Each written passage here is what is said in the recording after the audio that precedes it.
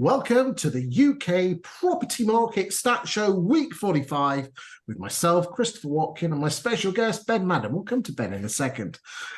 The UK Property Market Stat Show is something that is quite unique in UK property stats in the fact that we are looking at the property market right here, right now. We are looking at the number of properties that are coming on the market last week. We're looking at the number of properties being reduced, those that are being sold, and those that are falling through. Why is that so important? Well, the vast majority of stats that are out there are looking at sales that took place 3, 6, even 9 months ago. By looking at what's happening in the property market right here, right now, we can judge what is going to happen to those indices in 3 or 6 months' time. Therefore, by looking at these stats, we can judge the direction of the UK property market. And if you are an estate agent, letting agent, or a bit of a property geek, this show is for you. Each week, we have a special guest. This week, a returning guest, Premier League status is Ben Madden, fine and country guru of West London, and he knows his onions and is very, very well thought of in the industry. Thanks for joining me today, Ben. Thank you. Lovely intro as always. My favourite part of the show. Bless you, my child. You'll go far this well. So this week we are going to be looking at the national picture, and then we're going to be looking at some regional stats, and then we're going to go to a town or a city. And this week we are going to the fair city in Charnwood, Leicestershire, known as Loughborough, or as the Americans call it, Luga-Baruga. And so we'll spend the first half an hour looking at the property market in the national stats. So shall we dive straight in stats to week 45, and week 45 is week commencing the Monday, the 6th of November, and finishing on Sunday, the 12th. And we will look at year-to-date figures, and we will also be looking at how week 45 compared to other week 45s, so we can give an overview of the picture. So, Ben, let us dive in and let us go and have a look at the Stalaroonies.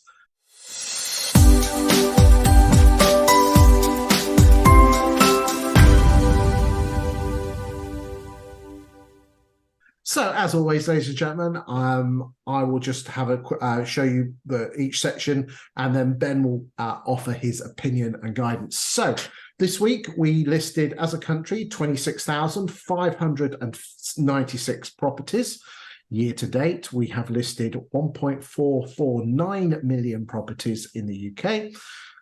The average price of a property coming on the market is £414,000, and as I said, compared to other weeks of the other week 45s of different years, you can see on the graph 22 there was 27.5, 21, 25, 4 in 2020, 31.6, 19, 25.9, 2018, 29,600, and 2017, 26,400.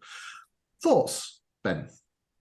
What I'm quite taken by actually was the second page you showed us, 1.44 million listings year to date.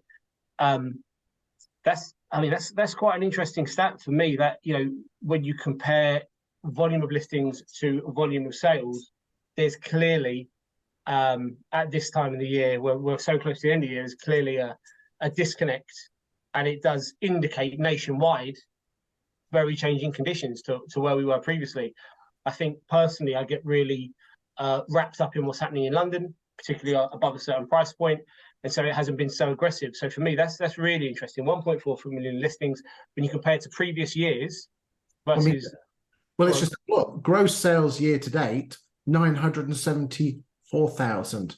So therefore, for every 3 houses that come on the market, we've sale agreed on roughly, about 2 out of 3. You're about 2 out of 3, aren't you? Yeah, which is, in London, above £1 million. That sounds bloody wonderful. I've got to be honest with you. That sounds absolutely marvellous. And so again, yeah, I'm conscious that I don't want my own bias to trickle in here. But it's interesting to see it when you look all the years.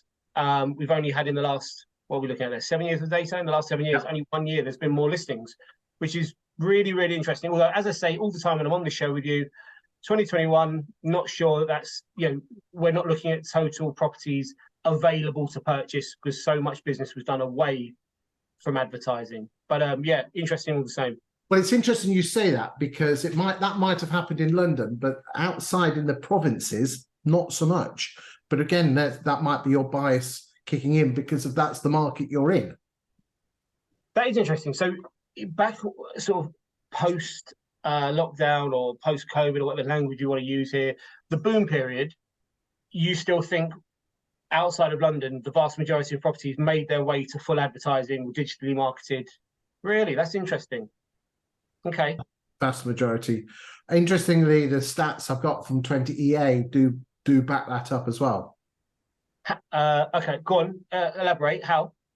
Because they look at because they'll compare the number of properties coming on the market on the listings following through to exchange and then completion, and then matching it up with the address that actually completed. So if it completed on land registry and wasn't shown on the travel through, then we know it was an off-market sale. Interesting. So they've got some data to support the volume of off-market sales that happened, or off-market. Yeah, I mean, and don't get me wrong, there was a decent amount, but it wasn't massive. Interesting. Yeah. Again, yeah, got to be conscious of the bias. Yeah, I remember reading a news piece produced by Hamptons a couple of years ago, and they estimated 2021 something like 4 out of 10 sales were discreetly marketed sales, or off-market, if you like. So yeah, that's interesting. Yeah. But again, remember, Hamptons are a central London agent. Yeah, I mean, I think this was a puff piece to try and get them some wider coverage. I think it was commentary on the market as opposed to their own business. But yeah, that really is interesting. Okay, so let's move on and look at price reductions this week. The average price of a property now. We'll come back to this. Average price come on the market 414. Hold that thought. Right, average price changes this week 397. Last week it was 395. Week before 399. So a lot of stability there, and the number of properties that were reduced this week. Oh, look at that! Shouldn't have had that. Naughty. Number of price reductions this week 19,031. Interestingly, the week before 21.2, and the week before 21,000.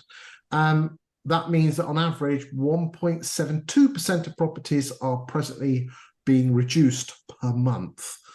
It seems like it should be more than that. I don't know why. I mean, interesting, there was a piece in the papers this week chucked out by Rightmove saying price reductions are galore and asking prices coming down. Any thoughts on that before we move on to gross sales? So 1.72% of all properties on the market right now have reduced in the last month. And is that been the same for the last few months? Yes. So yeah, in 3 months, I certainly feel like, again, allowing bias to kick in here, more than 5% of all properties have reduced their value in the last 3 months. That doesn't sound right at all. No, 1 in 7.2 houses. So I thought you said 1.72. So that is extraordinarily low. 1 in 7.2. Okay. Yeah, that feels closer. It means 3 out of 7 have been reduced. Yeah, almost 50% of the market. Yeah, I mean, we've got some extraordinary data in our local market. Chiswick above £1 million, which is where I'm sitting right now, just to give you some on the ground real data, is still very much a seller's market. Which is astonishing with everything that's going on and all the data that supports that actually property prices should be softening. Affluent Chiswick has been less hindered. So I guess you're going to have those micro markets dotted about the country that are going to push against the data. You're always going to have those micro markets. Again, Ben, let me just share with you some interesting stats. And it is a bit of a back of the fag packet stuff. But if you want to know whether it's a buyer's market or seller's market, then look at the number of properties that are presently for sale. That's on Rightmove as available. Then go to Rightmove and include sold subject to contract. So let's say there's 100 properties available, and you include sold subject to contract, and they say 30 on top because it goes from 100 to 130 because they bring the two together, don't they? They certainly do. Yeah. Okay. So what you then do is this: you divide 30 into 100 because you've got 30 sold subject to contract and you've got 100 that are available. Okay. 30 into 100 is 30%. Yeah. Yeah. Okay. So I'll play along. Sorry. Yeah. Yeah. Okay. So anything below 30% is considered a buyer's market. Interesting. And anything above 40% is considered a seller's market. By who? By the great and good of UK estate agency Stati Guruness. Okay. Right, fine. Okay. Now I'll tell you where I got that. Okay. That is from some stats that I got from America in terms of what they consider a buyers and sellers market, and the advisory, which is a great website which measures this on a month-by-month basis. The Now, advisory. that very nice, very pretty graphs. Again, these are strictly personal opinions, but I tell you here and now, what I would suggest is this: ladies and gentlemen of a estate agency, are you measuring that on a month-by-month basis? Because that will give you a bellwether of where the market is going. And I do know for a fact there are some estate agents that keep the sold subject to contracts on too long, so you've got to take it with a slight pinch of salt. But it's more the movement in that figure that you can judge the market. What we like personally in our business is proportion of under offer versus new listings in any given time frame. So give you a stat that I've never seen this before. In Chiswick in August, for every 100 listings that entered the market above £1 million, 107 were placed under offer. Well, those are the stats that we were getting 2 years ago. It's insane, isn't it? It's crazy. But then September, pretty average, a lot more properties coming to the market. And just to be clear, you might think from that data, oh, in August, nothing must have came to the market. Must have been very, very quiet for new listings.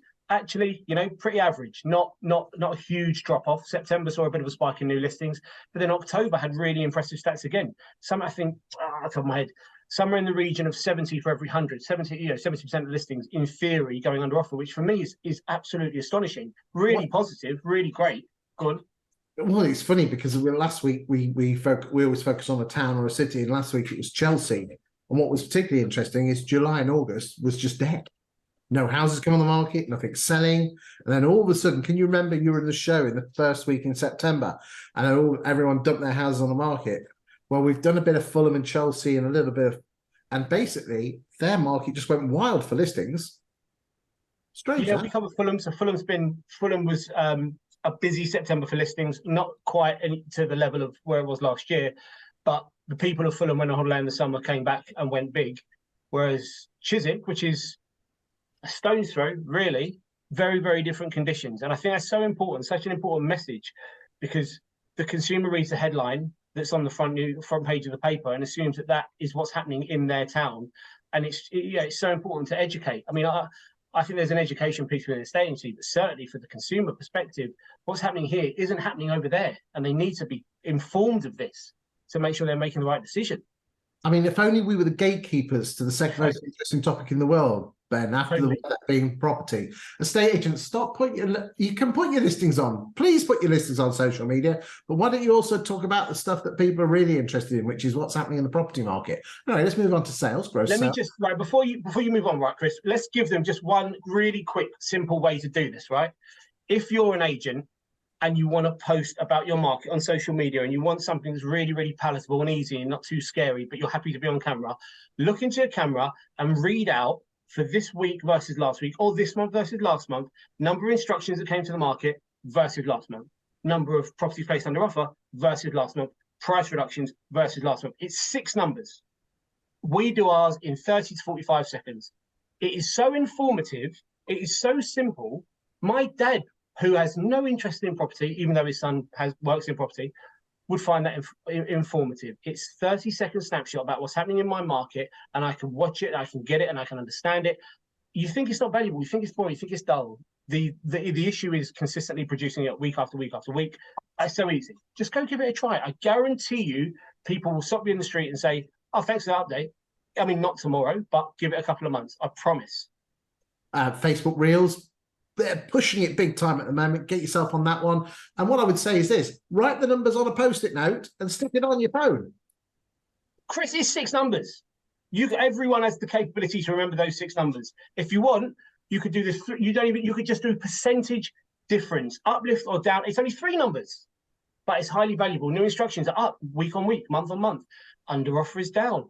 It's so easy. You can put the numbers here. That stops you looking at it. Well, look, there's the message, mine.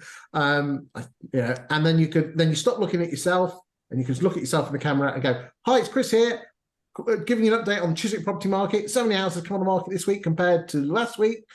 This is what you say. This is what you're saying." And then we've got the number of properties that come under offer, 6 compared to 7 last week, and the number of properties sold is this. So this is your Chiswick property market update. I'll see you next week. And then you could post that hey, in Chiswick Facebook groups, because the only people that join Chiswick Facebook groups are people from... Well, Chiswick and estate agents in the surrounding area. There you go. There you go. Right, let's get back. The two up top tip there, ladies and gentlemen, from, you can see why we got the Ben Meister on. He's excellent value for money. Right, let's go to gross sales. And this week we ended up on 20,350. Now, Ben, I'll let you into a little secret. I checked these stats out yesterday and we were at 9,000 and I had palpitations. I thought, oh my God, the property market has gone belly up. Just happens that 20EA had a bug in the system and hadn't been updating. But I was able to sort it out yesterday. And as I said, we sorted the figures out and we ended on 20,350.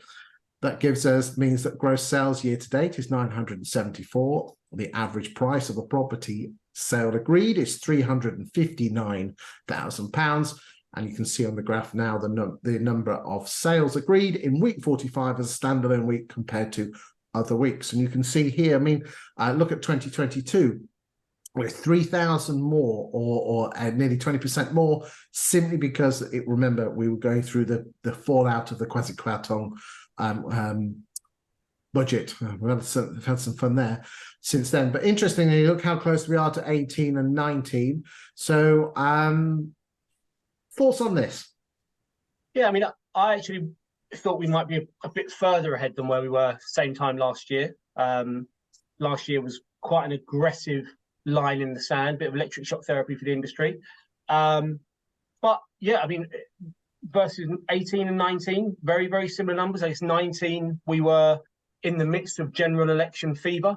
Around about this time, I think Boris got in November, December time. So yeah, it's ticking along. About framing things appropriately, of course, it could always be better. But bearing in mind where we were this time last year, it could be a lot worse. So I'm quite happy about that. Okay, we're just nipping quickly to net sales. This is the blue line here is your net sales. So this is gross sales with less fall throughs. And you can see the effect of the quasi-Kwarteng there. So look, this is the gap difference here between net sales of, we were hovering around 11,000 and this time we're at around 15,000. We'll come back to that. But I just wanted to show you we are nicely ahead of 22 quarter four figures. Now, this graph I think is important in terms of the gap between the average price of a property coming on the market and the average price of a property that is sale agreeing. This here is London coming back, central London coming back and dumping all their posh houses, their £1 million, £2 million, £3 million houses. And that's what that is. And it's just leveled back. And now we've got a 15% difference, which is absolutely spot on. The long-term 7-year average is around 15, 16, 17%. And we want to keep it at that level. Doesn't mean that properties are being reduced by 15%.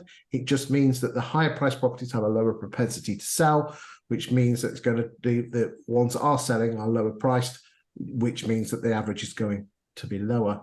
And then we just got some more graphs on this, which backs this all up with some more figures for you data geeks. Should we go and look at net sales, unless you've got anything else to say? Oh, yeah, for sure. Net sales sounds good to me. So we've already done this. This is net sales. So year to date, our net sales are, and we'll just bring up the year to date figures. Hold on.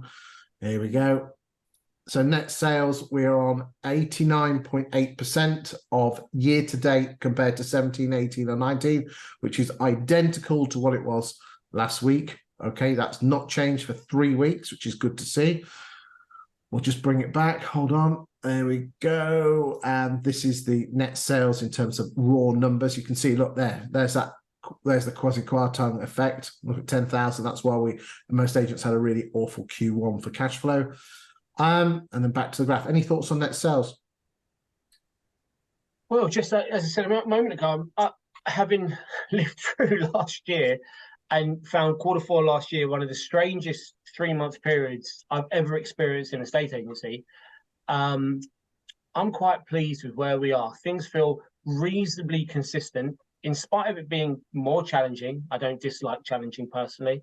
Yeah, I think it's business as usual, and maybe it's a new usual. We've got to get out of this 2021, 2022. But this is what we're dealing with right now. This is the market. These are the conditions, and I like that there doesn't appear to be, touch wood, any surprises at the moment, which is good for business. Indeed, indeed. Just got a few extra little graphs, which some of you like. Just shout up if there's anything you want to say on these. Okay. It just shows you price changes as a percentage of listings. So it just shows you that obviously that the long-term average of 42, on average, for every 100 properties that are coming onto the market, 42 are being reduced that week. So at the moment, we're on 71, which is one of the highest numbers. But again, very similar to what we were getting in 18 or 19.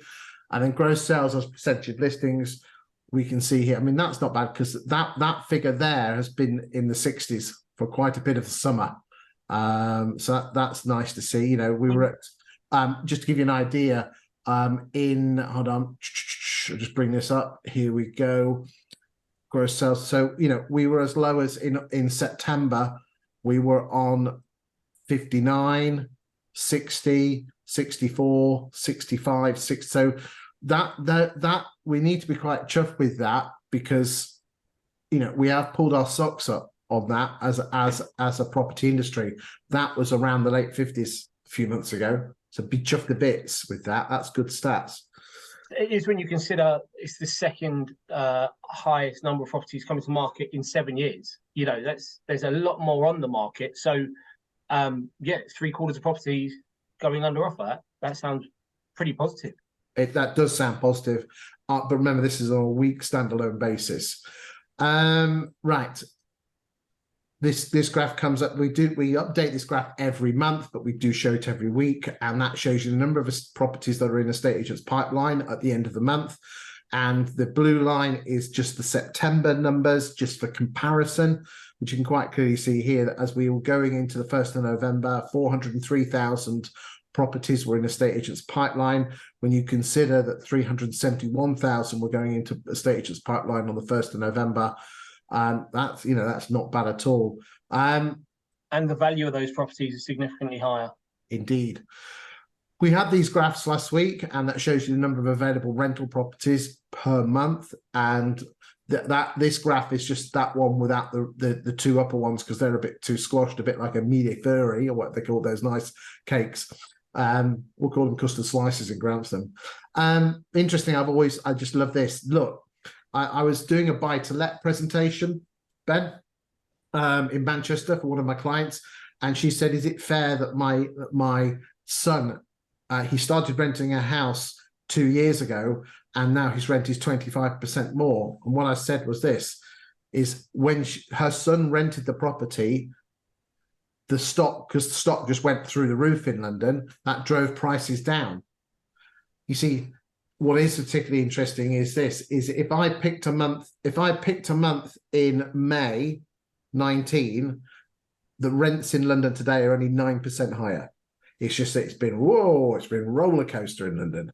You guys have had a really roller coaster of rents, and it just happens. Yeah, as you can see from 17, 18, 19, it's the same pattern every year. We experience very busy summers. And it tails off in the winter. As you say, it is depending on the time in the time in the past that you pick. Property prices haven't varied as wildly as maybe some would believe. Okay, so that was rental numbers. Right, there's some new graphs which are new, which you might like. This is the number of properties that are for sale, and at the end of each month. So I don't know if that would support, and we're in the next few graphs, we're going to split this down by region. But as we entered the 1st of November, there were 664,258 properties for sale in the UK. And as we went into the 1st of November 22, that was 523. What I find fascinating is this, because all the yellows are just the October ones, how similar we were for number of available properties for sale in 18, 19, and 20. Does that surprise you? It does surprise me, yeah. I mean, bearing in mind the stats from earlier on, again, as I've just said, the second biggest year for listings coming to market, and given that our maybe under offer or sales performance isn't quite as strong, I am surprised, actually, yeah. Like, I thought we would have more on the market now than those previous years. That is interesting. This particular graph now splits it down by region, and you can see on the graph here how the different areas Now, there's some numbers here, colors that look very similar. So do remember, ladies and gentlemen, that all these graphs are available to download from YouTube. If you go to YouTube, click on the description at the bottom, there's a link and you can download them. You can use them on your valuations at no extra for no charge, and you can use them internally to work out your what's it called, budgets for next year. I do ask that you don't use them on social media without my express permission. For the simple reason is that I have to hold something back. I'm a statistician and I write content for estate agents, and they do reserve. I know you use it, Ben, an awful lot. I have to hold something back for my paying clients, but you can use them internally and at your valuations. This is another one. This shows you the number of properties for sale going in on the 1st of November compared to the same time on 1st November 22. What is interesting is that, look, inner London, only a 5% growth, whilst the Southwest, 40.1% more houses for sale in the Southwest. Does that surprise you, that the difference between the different regions? Is it a very specific snapshot in time? So we're looking at a date now and a date 12 months ago. Right. So, yeah, I mean, I guess if the Southwest was extraordinarily popular the last couple of years, and now there are just simply less buyers, I mean, that is a huge number, though, 40%. Completely selfishly, looking at the 15% in outer London, that's quite interesting. I quite like that. That's palatable, a bit more available. To give you an idea, in the Southwest, there were 48,165 properties for sale on the 31st of on Halloween night, and as we went into Halloween in October, 67,490. Yeah, it's a big jump, isn't it? Have you got any data around this particular segment of the market? So maybe a particular price bracket has flooded the market. No, I haven't. I could work that out, but I can't do it on the show as we speak. Live. No, yeah, sorry, big ask there. But I do wonder if there's anything around, particular property types. There's lots and lots of conversation, or at least lots of dialogue at the moment around landlords supposedly exiting the market. We're not necessarily seeing that. Not that we offer lettings, but speak to enough local agents. It doesn't feel like landlords are dropping properties in their droves, but I wonder if maybe in other areas of the country they are. I'm not sure. Well, it's very interesting, and this sounds like it's been set up, but it isn't. But I write weekly articles on property markets, as I know you do. No, I do. And this week's article talked about where house prices are going in the next 3 or 4 years. And this is a paragraph I wrote. The number of landlords selling their portfolios has indeed increased. On average, 96,700 rentals are sold by UK buy-to-let landlords annually. Okay, for the tax year ending April 23, that had risen to 153. So we've seen almost a 55-60% increase in rentals. So take that down. On average, 96,700 sold, and this year ending tax year 153.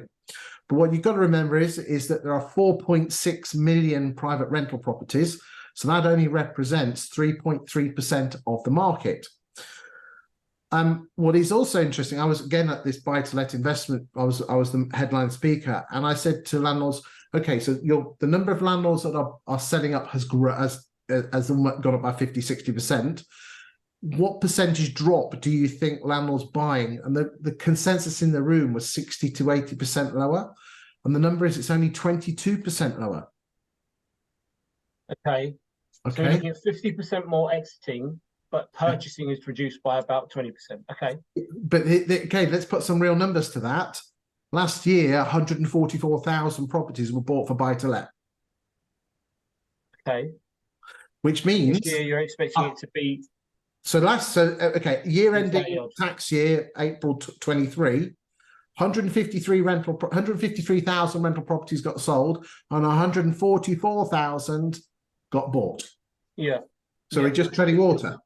Yeah, pretty much. Okay. Now in the past, it's been there's been more buying than selling. So the net effect, it's been growing. Yeah. It's just that what I often find with letting agencies is that they judge they judge everything on the number of properties that they are getting. In their I think portfolio. they're losing. Yeah, but their net is lost. But the thing is, though, that's because landlords are selling out, but also some landlords are going self-managed.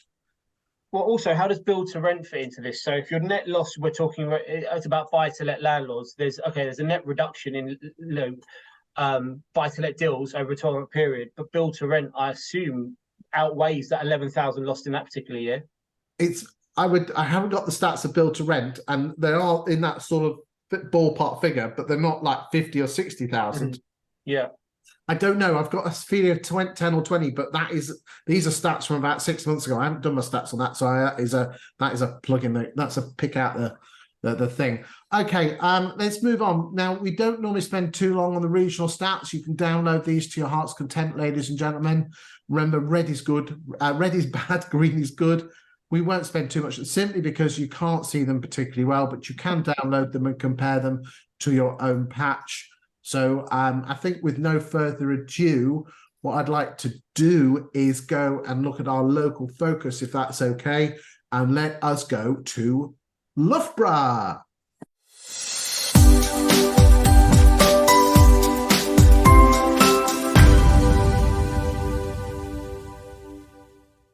So, ladies and gentlemen, we are using the platform 20EA Insights. 20EA platform on the Insights is a platform which allows you to, it's basically Rightmove Plus on steroids with rockets and lasers. And it is something that I'm a particular fan of. I'm not paid to recommend the platform. I am a bit of a fanboy though. It's a platform that you can use. They do offer it free of charge for a small number of postcodes over a period of time. But then if you want to open up to the sort of level of detail I go to, then you do have to give them some shekels. I don't know how much that costs. Well, I do know, but it's quite cheap, but I didn't say that. But don't mention my name, ladies and gentlemen. But the bottom line is that this platform allows you to prove that if you are actually a damn good estate agent and you're getting a better price, or you're more likely to sell the house as opposed to your competitors, this is independent advice that actually proves that you're worth your fee if you need a higher fee. So, Ben, let us rock and roll and let us go and have a look at Luga-Baruga. Have you ever been, Ben? No, I have not. The Americans call it Luga-Baruga. Well, they are known for getting things wrong ever so occasionally. Okay, so if anyone's got any issues with regard to these stats, then bring that up with the 20EA team. And for the purposes of Loughborough, we are using the postcodes LE11 and LE12. We're going to look at the number of properties that are coming on the market, the stock levels of those properties, how close you get to the asking price, and how many houses you actually sell compared to what you put on the market, and how quickly you sell them. And then we'll have a quick peek at the rental market. Remembering that Loughborough is a big university city, so it's a town, sorry. So therefore, that is going to really affect the property market and really screw the figures up. But we'll have a go, and here we go. So we are looking at, and again, Ben, I'm just going to keep talking until you jump in, right? Okay, or I'll ask you a question, okay? Here we go. So we're looking from the 1st of the 1st, 2018, all the way up to the 12th of November. And the first thing we do is we look at the average price in those 5-6 years has been 288,386, and 17,917 properties have come onto the market as new instructions. Let us see how the different estate agents in Loughborough have performed with regard to their market share growth or drop. And first things we're going to stop off with Newton Fallowell. So Newton Fallowell, you can see here. Now, Newton Fallowell are part of the Belvoir Group, and they are a franchise network. And what is quite interesting to see is look at this, Ben. Newton Fallowell, 15.66% of the residential sales market since 2018. And it's not as if there's anyone, normally you have 2 or 3 fighting it out. But yeah, this is really interesting that, Newton Fallowell are heads and shoulders above anyone else in the Loughborough area. I mean, obviously... So is that Newton Fallowell, is that going to be a single branch covering Loughborough? Yes, it will be, because LE11 is like the core. Okay. And the LE12 is the polo that goes round the villages around.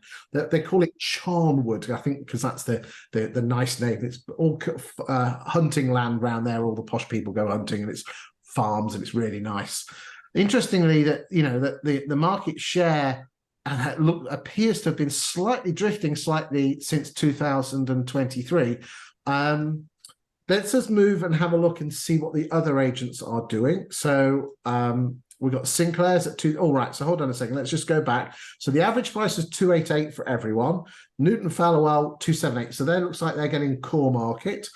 Okay, Sinclair's, they seem to be at the lower to middle end. And again, we've had some bad months. We've had some good months there. General direction. Let's go look at Purple Bricks in a downward direction. Hortons, so that's Adam, and they're a franchise. I don't know if this one is his owned one. I'm not sure. Let's have a look. Adam. So you can quite clearly see not doing much there. And then all of a sudden took off there. Had a good growth there, Adam, but I think you've just leveled out slightly. Isn't it interesting the amount of spikes in this down? We've only looked at 4 agents and they've all got quite significant spikes. It's like an eating machine. Yeah, it is. Okay, let's go and look at William H. Brown, part of the Connell Sequence Group. And they're growing, which is really good to see, because an awful lot of Connell Sequence branches that we've seen in previous shows have very much treaded water or slight drifting down. So big well done there for you guys at William H. Brown. Let's go and look at John German. That tells me a slightly downward drift from around 5-ish to around 3%, going in that sort of direction. Leaders, which I think they've got bought out, one of the independents, and rebranded. Again, in a downward direction. Moore and York. Yellow, can't see it particularly well, but it's been hovering around the 4% mark, not doing much. NB Estates, let's go and see what you guys are doing. Oh, okay, you seem to be drifting downwards. Edwards. Okay. Benton's, they're a Melton Mowbray agent and would cover very much the LE12. Ben. Look at their average price point. Yeah, because they are a posh upper quartile agent. Yeah. Wow. Okay. Good operators, by the way. Yeah, decent. Okay. Frank Innes, part of the Connells group, used to be Countrywide. Alexander's. There is Hart. Not a lot of growth, is there? Not many agents showing upwards, but quite a few coming down. Yeah, it is interesting, isn't it? Out of that top 10, Chris, how many are independent versus how many are, I guess, corporates? So Newton Fallowell is a franchise, but I would say that's independent because it's owned by an owner. Sinclair, I believe, is independent. Purple Bricks is obviously corporate. Horton's independent. William H. Brown, corporate. John German, corporate. Leaders, corporate. Moore and York, I think, are a Leicestershire-based agent, if memory serves you well. So if they're independent, NB and Edwards must be independent. I've not come across them before. Interesting. So 60-40 split in favour of independence in the top 10. Yeah, that's quite interesting. Okay. Let's just have a quick look at the, hold on, there we go. Let's just see who the upper quartile of properties are. So hold on, there we go, and then we'll switch that off. So let's go and look at who the upper quartile properties are. So we're looking at 17, 15, we're about 4,000. Hold on, here we go. Upper quartile, we're waiting to get to that number up to 4,000. That will get us up to the upper quartile. Okay, so the upper quartile starts at £350,000, which obviously shows us a big core there of good old-fashioned semis at the lower end. I'm going to take that up to 500,000. And you can quite clearly see Benton's. Mm-hmm. So we talked about Benton's. They are a Melton Mowbray agent, but with big focus on that LE12, that countryside between Melton Mowbray. If you ever do go to Melton, make sure you go to Dickinson and Morris, the most wonderful pork pies. Yeah, absolutely fantastic. And they've got a sausage shop next door, and the Toulouse sausage is to die for. Right, okay, big tip for you, being a butcher's son, always put your sausages in the oven on a grease-proof piece of paper, never fry them. There you go. Heard it here first. Right, we'll just switch that off, and we will, let's go and look at sales agreed. So, Newton Fallowell had 15.66% of the listings. Let's see what percentage of sales they've had. 17. So well done, Newton Fallowell. You have a high proportion of sales. That is really good to see. You don't often get to see that with the biggest agent in the town. Sinclair's have 6.3% of the market share for new instructions. So agreed. 7. Well done, guys. Purple Bricks, 5.14% of the listings and 6.41% of the sales. That's interesting. The top 3 have had a large proportion of sales. Okay, Horton's 4.77 and 5.22. Yeah, wow, yeah, this is fascinating. William H. Brown, 4.5% of the listings and 4.89. Yeah, it's not, it looks like all of them have got a higher proportion of sales. So it just shows that they're being in the top 10, you're getting a higher propensity to higher propensity of properties to sell. Okay, let's move on and look at the stock levels. And I think what we'll just do is let's just have a quick look at, we'll just do October.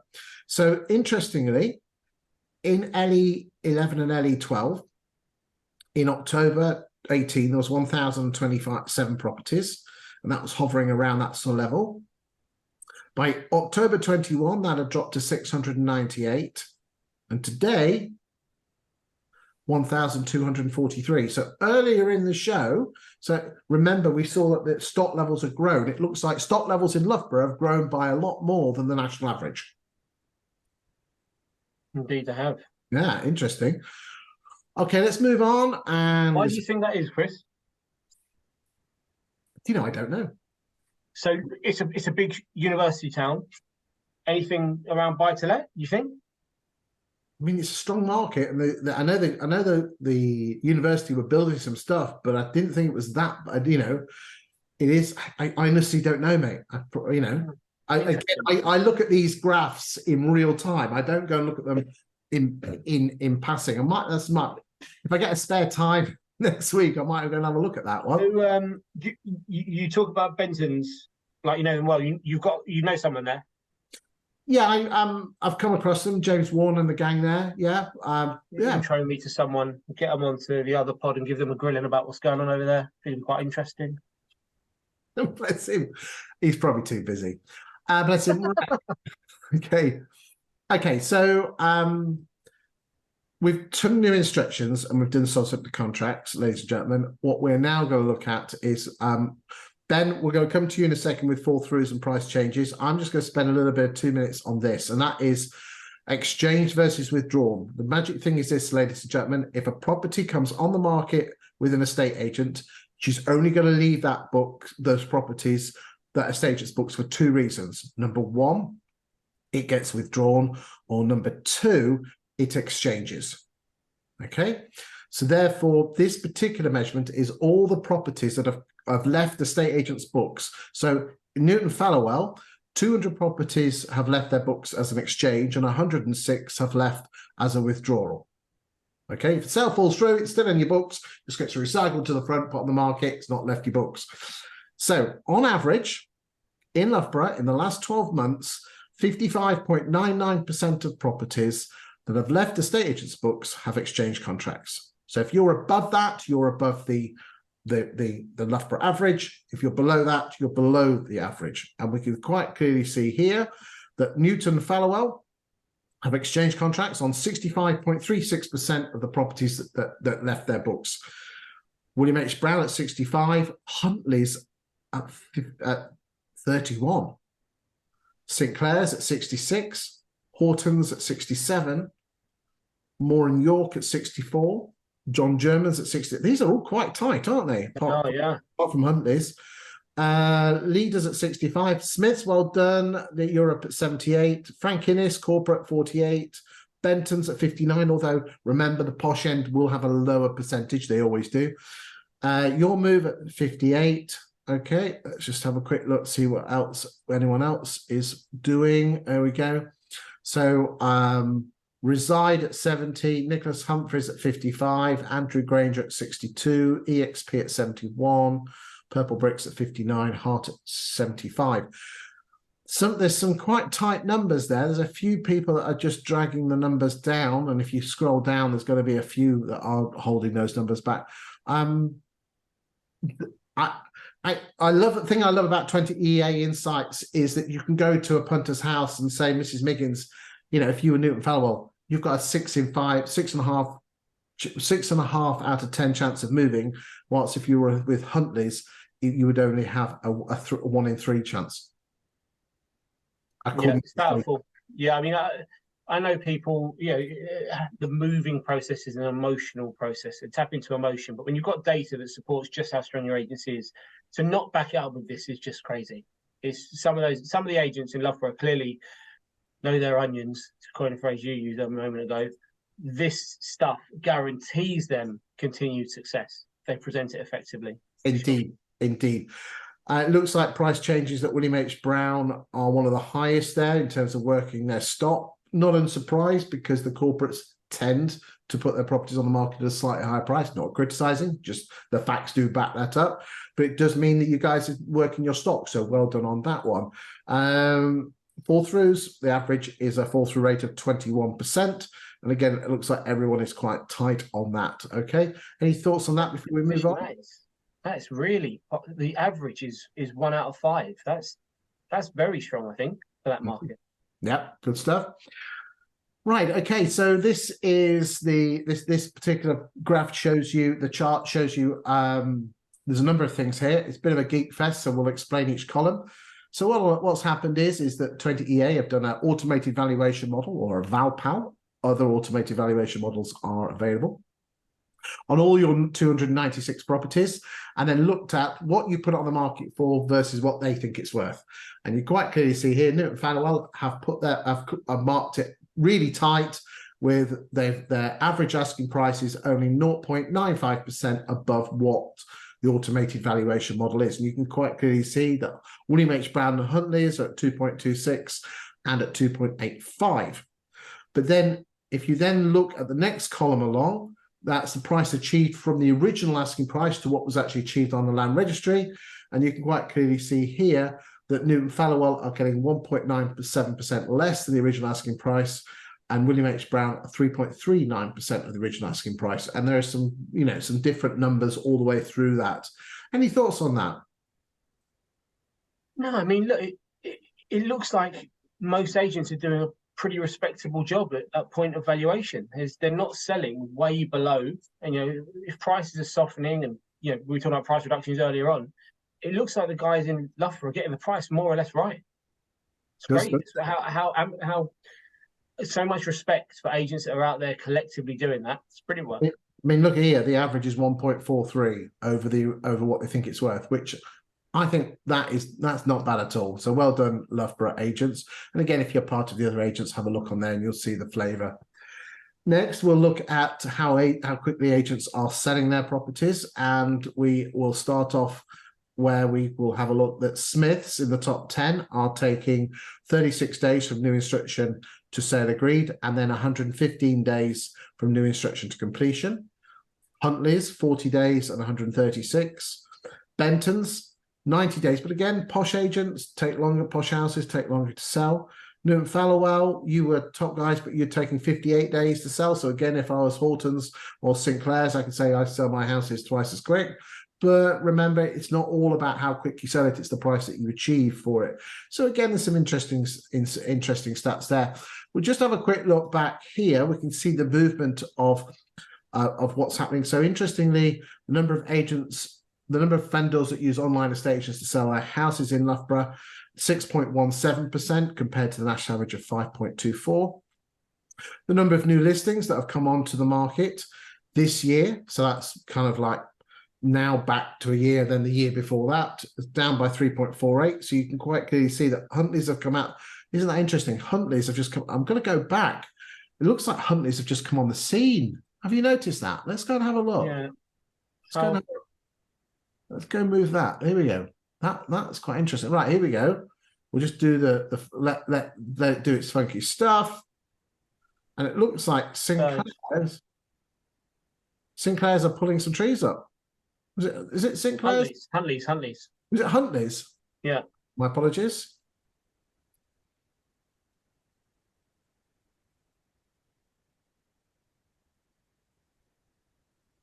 Come on. Why are you not working? Okay, that I mean, remember only early thing, but that's not bad some Just growth. It looks do it like for the last 2 years, Chris.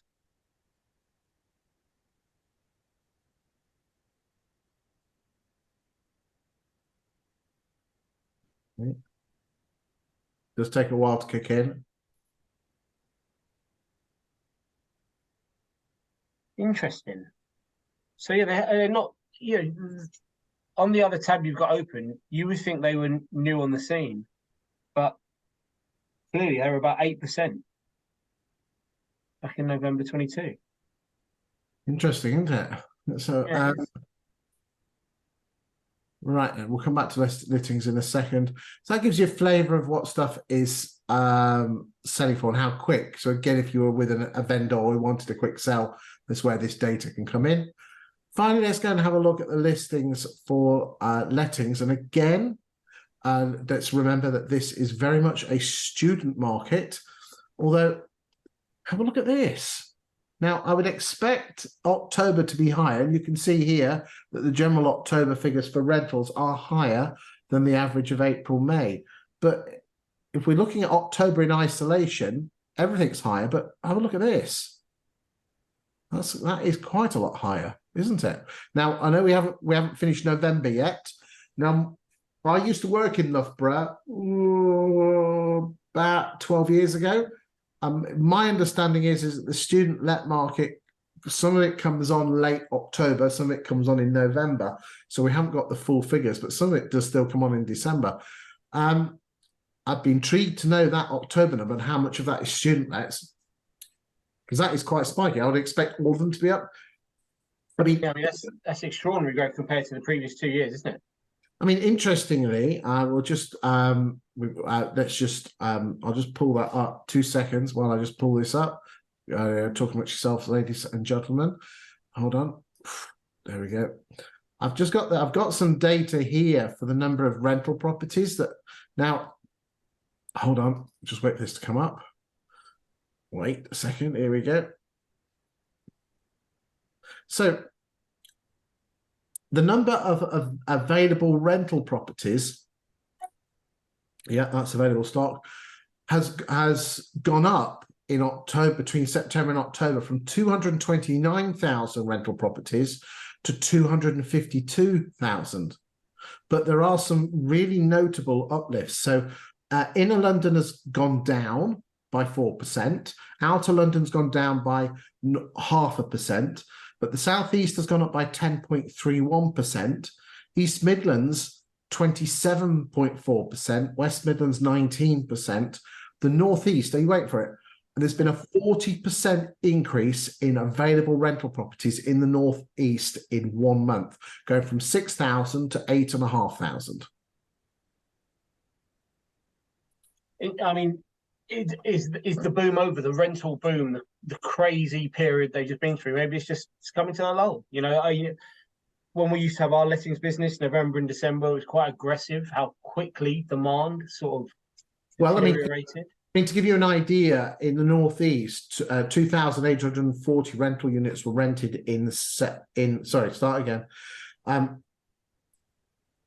2,008. Oh, hold on a second. No, that's I'll need to check. That doesn't look right, actually. Yeah, I've got 5,064 rental properties that I've rented in the Northeast at an average rent of 1,391 compared to 831.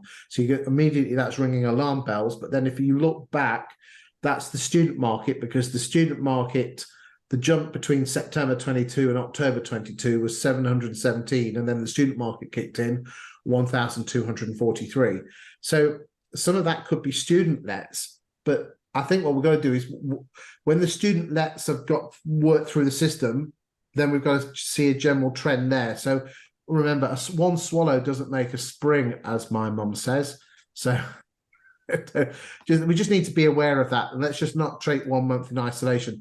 But you can see the big daddy-o letting agent is Nicholas Humphreys. But again, look, there you go, that spike there. Look, 1st of the 10th, I'm going to big student agent. There you go. So big student agent, the student lettings company. I'm going to get a hazard a guess, October, yeah, or September. So they go a bit early. Leaders, I think they bought one of the independents out, so they don't look like they're a student-lets. Frank Innes, Huntley's, Belvoir, Strawberry.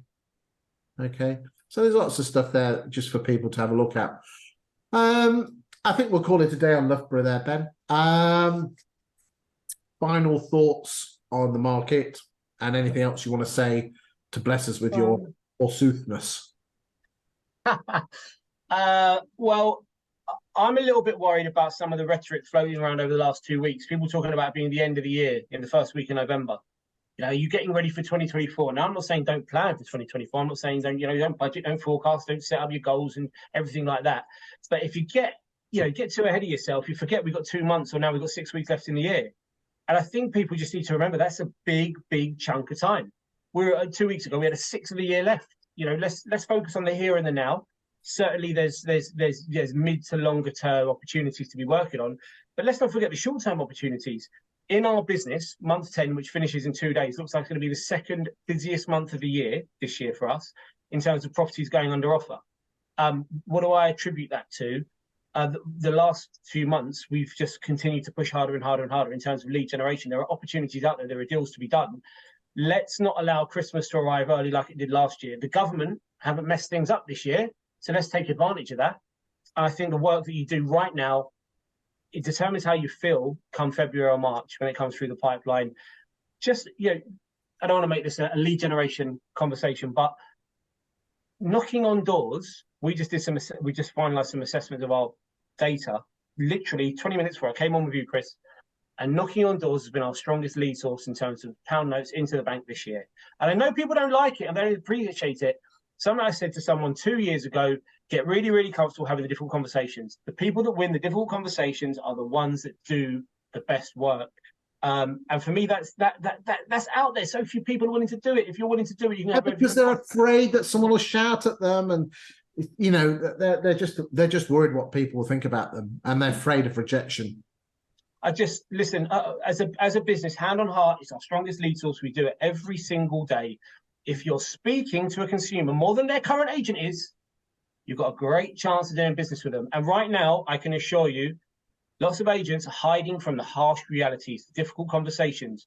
You knock on that door and have that conversation, I promise you there's so much opportunity there, so much. We love to be the first choice second agent. We've built a business around it, and everyone can have that approach if they wanted to.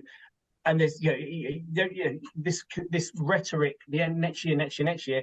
There's opportunities right now. I would say just go after them. And ladies and gentlemen, if you want a great script on how to door knock other agents' properties, go to YouTube and type in the frozen pea method, as in small spherical green vegetables. The frozen pea method, guarantee you it works, and it got me from 17th in Nottingham all the way up to the top 3. Ben, there you go, eh? I believe it. I absolutely believe it, 100%. It's the difficult stuff is where you win, for sure. And on that note, I want to say, Ben, thank you very much for your show. I think this is probably going to be your last show before the Christmas break. No doubt we will speak privately, but I'd just like to say thank you for all your efforts that you've given over the Stat Show over the year. I look forward to seeing you next year, all being well, with your statty head on and your insight. But more importantly, we'd like to thank you, ladies and gentlemen, for watching the show, for your insight and your very kind comments, and also the constructive feedback as well, keeping us all on the toes. So thank you very much for your time for watching. Ben, thank you for your time, and we'll see you on the next show.